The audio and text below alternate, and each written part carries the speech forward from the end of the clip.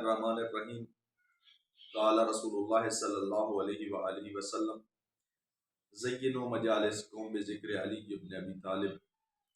ناظرین، جناب رسول خدا مولا متقیان علی ابن ابی طالب علیہ السلام کے بارے میں ارشاد فرماتے ہیں کہ اللہ نے علی کے بارے میں مجھے 5 چیزیں عطا فرمائی۔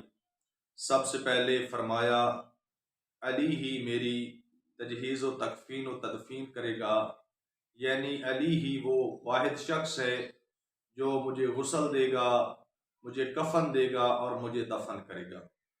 دوسری چیز جو علی کے بارے میں اللہ نے رسول خدا کو عطا فرمائی، رسول خدا فرماتے ہیں کہ علی ہی میرا قرض اتارے گا، یعنی میرا جتنا بھی قرض ہے، میں نے جس کو قرض دینا ہے وہ علی ہی اتارے گا۔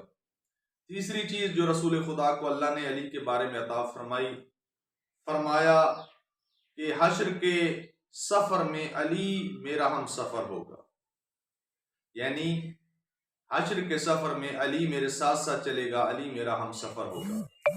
چوتھی چیز جو اللہ نے مجھے علی کے بارے میں عطا فرمائی، فرماتے ہیں میرے حوض کوثر سے علی منافقین کو دور کرے گا، یعنی میں حوض کوثر پہ ہوں گا تو علی حوض کوثر پہ آ کے منافقین کو مجھ سے دور کرے گا۔ پھر علی کے بارے میں رسول خدا نے 5ویں چیز فرمائی، فرمایا علی میرے دین پر ہمیشہ قائم رہے گا۔ اسی لیے رسول خدا نے فرمایا الحق مع علی وعلی مع الحق، حق علی کے ساتھ ہے، علی حق کے ساتھ ہے۔